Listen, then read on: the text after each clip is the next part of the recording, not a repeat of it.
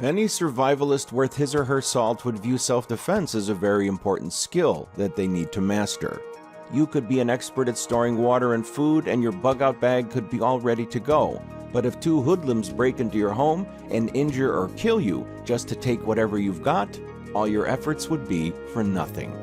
This is a real-life scenario that occurs over and over whenever there's a crisis.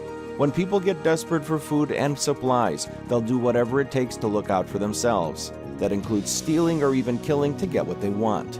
Over and above that, crime will be rampant. We've all seen crises such as riots where looting is widespread, or places like the ghettos where the crime rate is at an all-time high. This is the reality that most people fail to grasp. Things can get very ugly, and you absolutely must be prepared. In this video, we'll look at the 5 principles of unarmed self-defense. While it's recommended that you always have a firearm for your safety, in the event you do not have one, these 5 tips will come in handy. Every blow must count. Unlike mixed martial arts tournaments or boxing matches with 3-minute rounds, real-life altercations last only seconds to a minute or 2. Within this time, you could be mortally wounded, unconscious, or even dead in seconds. In a real fight, every blow you throw must have intent and purpose. Aim for the soft tissues and vulnerable points in the body. The eyes, throat, nose, etc. are all soft targets that you must aim for. Avoid striking the torso unless you know where to hit. While kidney shots and blows to the solar plexus are devastating, most people are not trained well enough to strike these areas effectively. It's more difficult when you're stressed out in a combat situation.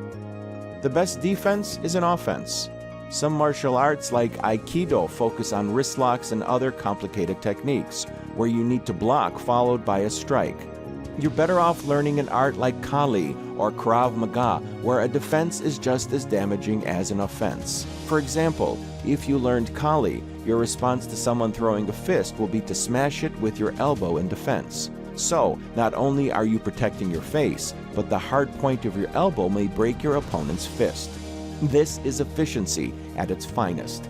Pick a self-defense course that is based on real-world scenarios and learn how to defend yourself. Continuous striking. In self-defense, you will aim to strike 3 to 4 times in quick succession to bring your opponent down. You'll always be moving forward and delivering blow after blow in a rapid, continuous, and determined fashion till they are down or they run away. Once your opponent is down, you'll flee the scene. The goal of self-defense is to escape with your life intact. You're not in a death match. Escape the first chance you get. Decisiveness. Never allow yourself to be in a situation where the attacker hits you first. If you find that the situation you're facing is getting increasingly hostile, you can execute a preemptive strike and run away. For example, a palm heel strike to your opponent's nose will send them reeling, or a swift kick to their groin will drop them to their knees. This is your opportunity to escape.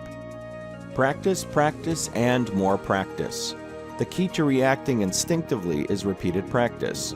You want the moves to be seared into your mind and muscle memory. During an actual altercation, you'll not have time to think. However, your instincts and training will kick in, and you'll be able to protect yourself. Adhere to the 5 points in this video, and you'll be much more likely to survive a dangerous situation with minimal injury to yourself.